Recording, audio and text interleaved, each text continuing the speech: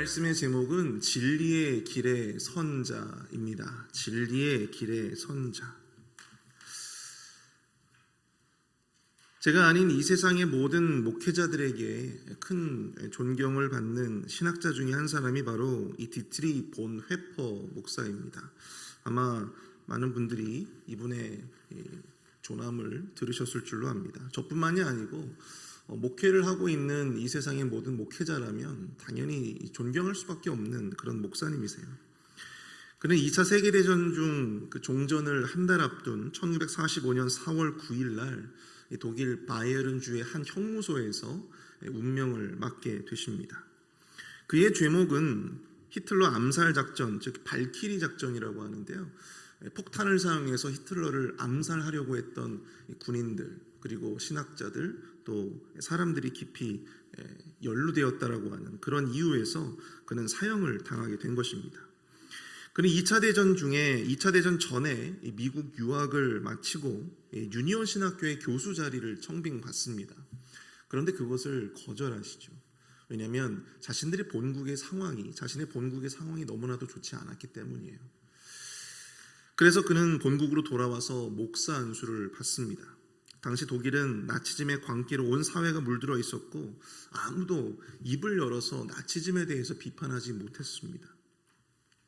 그럴 때 입을 열고 히틀러와 나치즘을 비판했던 사람이 바로 누구였느냐? 바로 이 디트리 본 회퍼 목사였다라고 하는 사실입니다. 중도라고 하는 이름으로 모두가 침묵하며 그 모든 현상들을 그저 관망만 하고 있었을 때 그는 입을 열어 그것이 거짓이다, 그것은 진리가 아니다라고 하는 것을 과감하게 외쳤던 사람이었다라고 하는 것이죠. 우리가 살다 보면 때로 길을 정해야 될 때가 있습니다. 우리는 과연 어떠한 길을 정해야 될까요? 우리 눈앞에는 과연 어떠한 길이 놓여져 있습니까? 우리는 흔히 생각할 때 그렇게 생각을 합니다. 우리가 선택해야 될 길은 진리라고 한다면 그 반대편에는 뭐가 있을까요?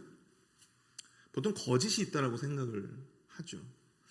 그런데 여러분, 세상에 그 어느 누구도 자신의 거짓의 편에 자기가 온전히 서겠다라고 하는 어떤 그런 의지를 가지고 서는 사람들은 그렇게 많지 않다라고 하는 사실입니다. 대부분 진리가 아니면 침묵으로 일관한다라고 하는 사실이죠. 그러나 디트리 본 회퍼는 그의 회고록에서 이렇게 말을 하고 있어요. 악을 보고도 침묵하는 것이 바로 악이다. 거짓이 판을 치고 악이 판을 치는 세상 속에서 진리를 외치지 않는 바로 그 침묵 자체가 죄가 되고 악이 된다라고 하는 사실입니다. 오늘 본문에서 예레미야는 거짓과 악으로 관영한 이 유다 사회 속에서 그런 침묵으로 관망하지 않습니다. 입을 다물고 자신의 어떤 보신을 택하지 않았다라고 하는 사실이죠. 진리의 길에 서서 철저히 하나님의 말씀을 전했습니다. 이것은 우리가 선택해야 할 길이 과연 어떠한 길인가라고 하는 것을 우리에게 여실히 보여주고 있다는 사실이죠. 진리의 길의 선자, 그들은 과연 어떠한 사람들일까요? 첫 번째로 진리의 길의 선자는 사람이 아닌 하나님을 두려워하는 사람들이다 라고 하는 것입니다. 오늘 보면 14절을 보십시오. 예레미야가 여호와께서 자기를 보내사 예언하게 하신 도벳에서 돌아와 여호와의 집들에 서서 모든 백성에게 말하되. 오늘 본문에서 예레미야가 모든 백성에게 하나님의 말씀을 전하는 곳을 여러분들 주목해 보시기를 바랍니다. 어디입니까? 바로 여호와의 집들이었어요. 여호와의 집들은 다른 곳이 아니라 바로 이 성전뜰을 의미합니다. 성전뜰. 이곳은 성전으로 드나드는 많은 사람들이 반드시 지나쳐야 되는 곳이었어요. 그만큼 유동 인구들이 그만큼 많았다라고 하는 사실이죠. 그곳을 지나가는 사람들이 많았다라고 하는 것입니다. 그래서 오늘 본문에서는 예레미야가 그 말씀을 전했을 때 모든 백성에게 말씀을 전했다라고 이야기를 하고 있습니다. 많은 사람들에게 복음을 전하기에, 많은 사람들에게 하나님의 예언을 전하기에 효과적인 곳이었다라고 하는 것입니다. 반면 그로 말미암아 그는 더 큰 위험을 감수해야만 했었습니다. 그런데 더 대단한 것은 무엇입니까? 그들에게 여호와의 말씀 그대로를 간접 합법이 아니라 직접 합법을 통해서 마치 여호와 하나님께서 그냥 그들에게 있는 그대로 선포하시는 것처럼 직접 합법을 통해서 그들에게 말씀을 전했다라고 하는 거예요. 15절입니다. 보라, 내가 이 성읍에 대하여 선언한 모든 재앙을 이 성읍과 모든 촌락에 내리리니 이는 그들의 목을 곧게 하여 내 말을 듣지 아니함이라. 하나님께서 예레미야에게 하신 그 말씀 그대로를 마치 하나님께서 말씀하시는 것처럼 직접 합법으로 전하고 있다라고 하는 것입니다. 지금 여러분들 예레미야는요 굉장히 결의에 차 있어요. 그는 스스로 너무나도 큰 위험을 지금 감수하고 있는 것입니다. 그러면서 더 많은 사람들에게 여호와의 말씀을 전하겠다는 일념으로 목숨을 내놓고 지금 적진 한가운데에서 홀로 목소리를 내고 있는 것입니다. 다른 수식어는 다 빼고 마치 여호와 하나님의 성전의 뜰에 임하여 호령하듯이 백성들에게 담대하게 하나님의 말씀을 증거하고 있었다라고 하는 것입니다. 그가 이렇게 할 수 있었던 이유가 과연 무엇일까요? 무엇이 그로 하여금 그토록 담대하게 하나님의 말씀을, 진리를 그 적진 한가운데서 선포할 수 있게끔 만들었을까요? 그것은 바로 그가 사람을 두려워하지 않고 하나님을 두려워했기 때문입니다.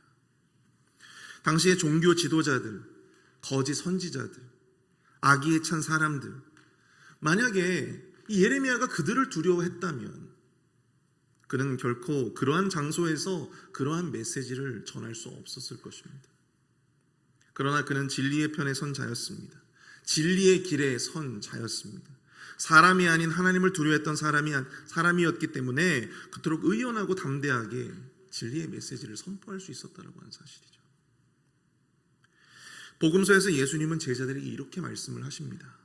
몸은 죽여도 영혼은 능히 죽이지 못하는 자들을 두려워하지 말고 오직 몸과 영혼을 능히 지옥에 멸하실 수 있는 이를 두려워하라. 진리의 선자들이 마땅히 걸어야 할 길은요 사람을 두려워하는 길이 아니고 그러면서 침묵하는 길이 아니라 하나님을 두려워하며 진리를 외치고 진리의 편에 서는 자임을 여러분들 우리가 이 말씀을 통해서 깨달아야 한다라고 하는 사실입니다. 그러면서 하시는 말씀이 있어요. 참새 2마리가 한 아사리온에 팔리지 않느냐? 그러나 너희 아버지께서 허락하지 아니하시면 그 하나도 땅에 떨어지지 아니하리라. 모든 것이 하나님의 주권 안에 있고 또한 모든 것이 하나님의 섭리 안에 있다라고 하는 사실입니다. 결국 승리는 거짓과 악이 아니라 진리의 선자들의 것임을 여러분 성경은 일관되게 우리에게 말씀해주고 있다라고 하는 사실이죠. 그렇기 때문에 우리는 사람을 두려워하여 침묵할 것이 아니고 우리가 하나님의 말씀대로 그 진리를 선포하는 바로 그 일에 마음을 합해야 한다는 사실입니다. 사람을 두려워하며 침묵하고 진리 아닌 말들에 함께 마음을 모으는 그러한 자들이 아니라 언제나 진리 안에서는 말씀 안에서는 저와 여러분들이 될 수 있기를 축복합니다. 하나님을 두려워한다라고 하는 것은요 무엇일까요?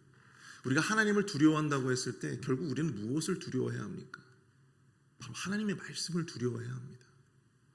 이사야서 66장 2절을 한번 보시면 나 여호와가 말하노라 내 손이 모든 것을 지었으므로 그들이 생겼느니라. 무릇 마음이 가난하고 심령에 통회하며 내 말을 듣고 떠는 자 그 사람은 내가 돌보려니와. 하나님을 두려워하면요 다른 것에 두려워하는 것이 아니라 하나님의 말씀을 듣고 떨게 되어 있다고 하는 겁니다. 하나님의 말씀을 가볍게 여기는 자는 결코 하나님을 두려워하는 자가 아니다라고 하는 것입니다.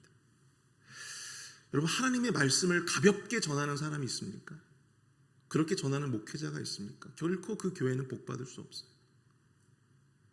정말 하나님의 말씀을 전하기 위해 밤을 새서라도 그 말씀을 전하기 위해 노력하는 자, 그 교회가 복을 받는 거예요. 하나님의 말씀을 목회자 개인의 말로 듣는 사람들, 그러한 성도들이 많은 교회도 마찬가지입니다.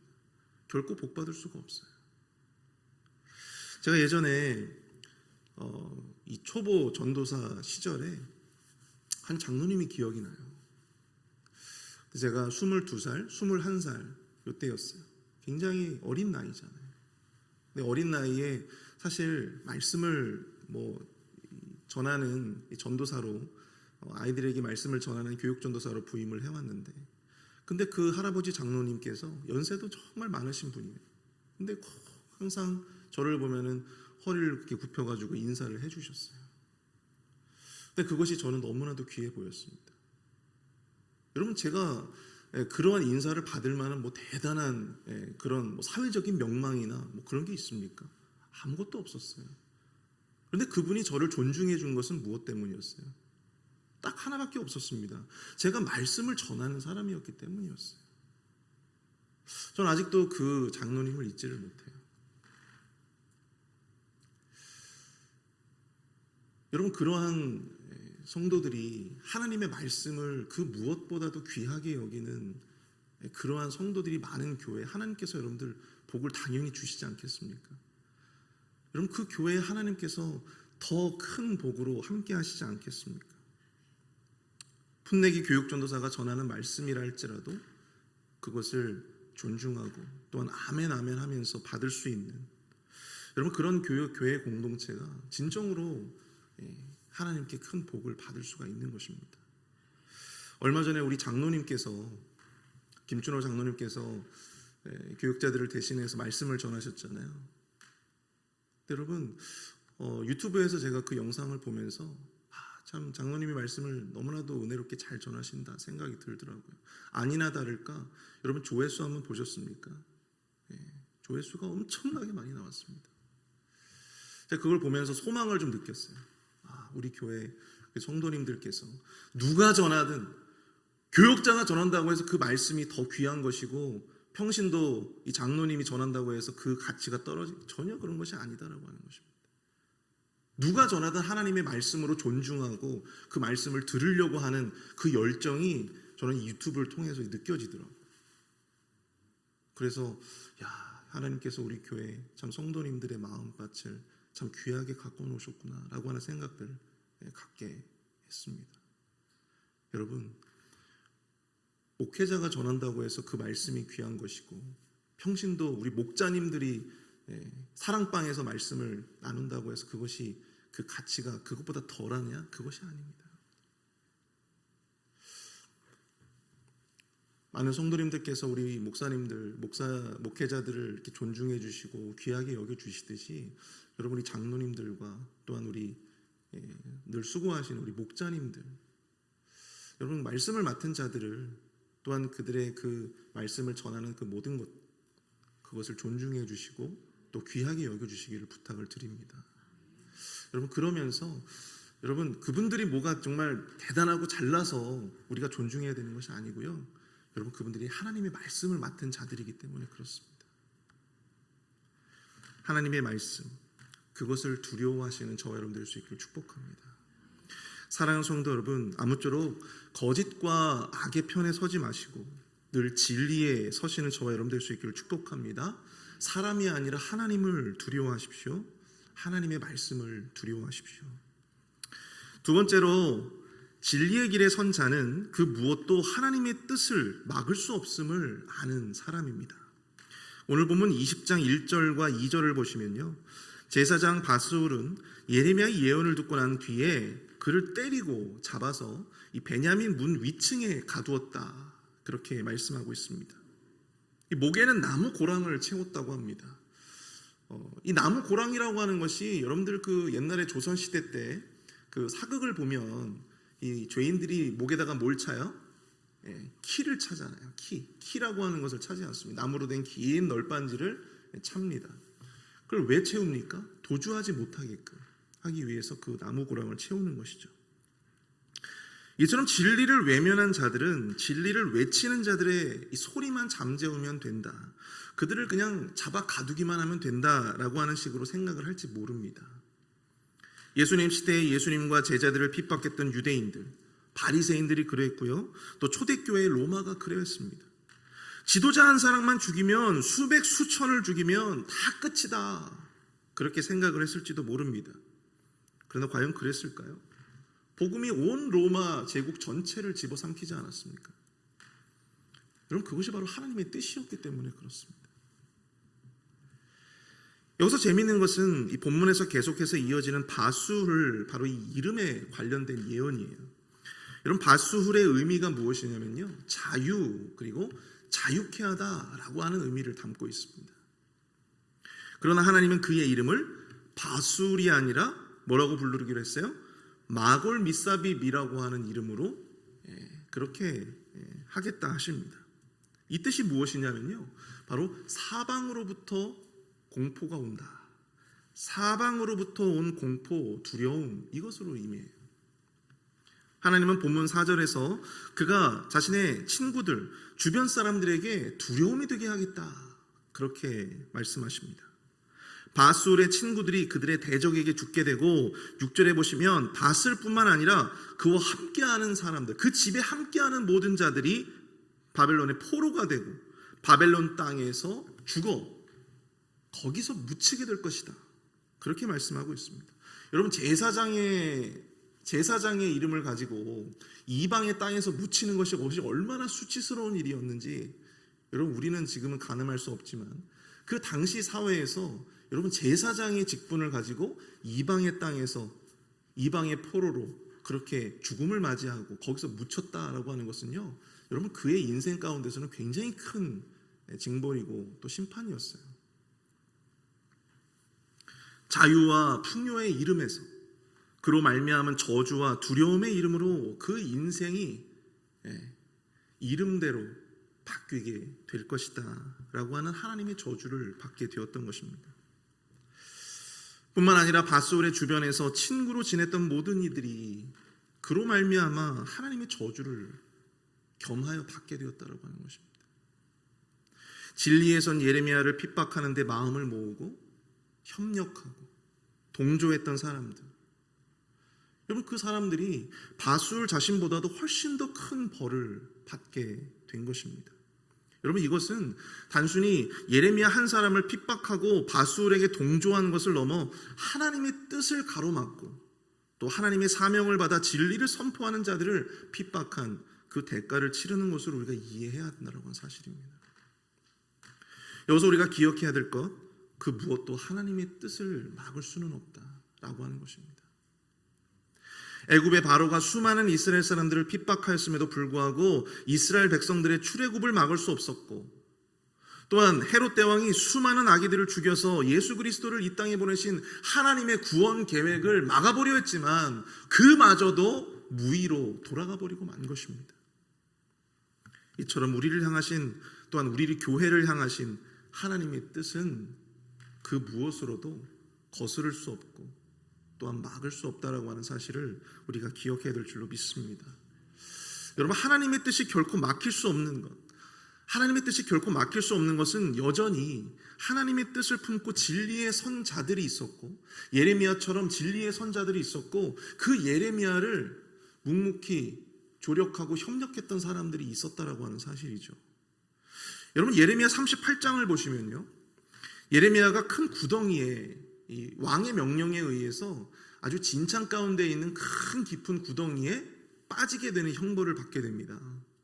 바른 말을 했다라고 하는 이유로 그가 큰 구덩이에 빠지게 돼요. 그런데 그때 왕궁 내시 그리고 구수 사람이었던 에벤멜렉이라고 하는 사람이 왕을 찾아가서 예레미야에게 행한 이 모든 일들이 부당하다라고 하는 것을 왕에게 호소하게 됩니다. 결국 왕은 이 내시의 말을 듣고 예레미야를 다시 그 다음날 건져 올리게 돼요. 모든 유다 사람들이 예레미야를 외면했습니다. 예레미야가 전하는 그 진리의 메시지를 외면했어요. 오히려 예레미야를 핍박하고 예레미야의 입을 막으려 했습니다.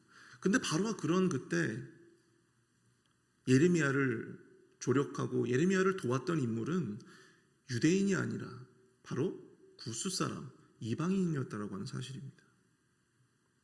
이방인 에벤멜렉은 진리의 선 예레미야를 도왔어요. 그의 목숨을 구했습니다. 바수hul 같은 사람이 있는 반면에 여러분들, 에벤멜렉과 같은 사람도 있는 것입니다. 교회가 잘 되려면요, 여러분들 에벤멜렉과 같은 사람들이 많아야 돼요. 에벤멜렉과 같은 사람들이 많아야 됩니다. 진리의 선자들이 많아야 돼요. 진리의 편의 선자들이 많아야 됩니다. 침묵하는 자들이 많아야 교회가 잘 되는 것이 아니고요. 진리의 선자들이 많아야 교회가 잘 되는 것입니다. 그래야 교회가 복을 받는 것입니다. 사랑하는 성도 여러분, 무슨 일이 있어도 하나님의 진리의 편에 서시는 저와 여러분들 될 수 있기를 축복합니다. 바술에 의해서 예레미야는 매를 맞고 목에 고랑을 차고 감옥에 갇혔지만 그럼에도 불구하고 유다를 향한 하나님의 그 심판의 뜻은 결코 거스름이 없었어요. 바울과 실라가 매를 맞고 빌립보 감옥에 갇혔다고 해서 여러분 이방 땅을 향하신 하나님의 복음 사역의 그 계획이 무의로 돌아가는 것이 아닙니다. 그 한 사람이, 그 바울 한 사람이 그 빌립보 차디찬 감옥에서 그렇게 눌러앉아 있을 때에도 여러분 그 순간에도 또 다른 바울들이 나타나서 전 세계를 돌며 주의 복음을 증거했습니다. 여러분 하나님의 뜻은 바로 이런 사람들을 통해서 확장되고 또 성취되는 것임을 기억하실 수 있기를 축복합니다. 여러분 이 중요한 시대, 이 중요한 시점에 저와 여러분들은 과연 어느 쪽에 서야 하겠습니까? 바술의 쪽에 서야 하겠습니까? 아니면 에벤멜렉의 편에 서야 하겠습니까? 과연 여러분들은 이 위대한 시점 가운데 어떠한 역할을 자처하시겠습니까? 아무쪼록 우리 가운데 이 바술보다 에벤멜렉과 같은 진리의 선자들이 더욱더 풍성해지는 우리 공동체가 될 수 있기를 축복합니다. 하나님의 말씀 앞에 큰 두려움과 또한 영적인 분별력을 가지고 혼미한 영에서 벗어나서 정말 진리 가운데 당당하게 서는, 그로 말미암아 하나님께서 우리 공동체에 놀랍게 부어주실 그 복을 하나도 놓치지 말고 다 받아 누리시는 저와 여러분 될 수 있기를 축복합니다. 몇몇 혼미한 사람들 때문에 그 복을 다 잃어버리고 그러는 것이 아니고요. 정말 진리의 편에 선 많은 사람들을 통해서 우리 공동체 하나님께서 정말 넘치도록 큰 복으로 함께해 주실 줄로 믿습니다. 기도하겠습니다. 오늘 말씀 생각하시면서 함께 기도했으면 좋겠습니다. 언제나 말씀의 편, 진리의 편에 서서 사람을 두려워하지 않고 담대하게 진리를 외치며 진리의 마음을 두는 인생이 되게 하여 주시옵소서. 하나님을 따라가며 행여나 영적인 무지와 악함으로 인해 부지 중에 하나님의 뜻을 거스리는 그런 일을 행하지 않도록 진리의 선자들의 입을 막고 음해하는 일이 아니라 그들을 구하고 조력하는 그런 위대한 사역들을 감당하는 그런 우리 공동체 되게 하여 주시옵소서. 함께 우리 마음을 모아 합심해서 함께 기도합니다.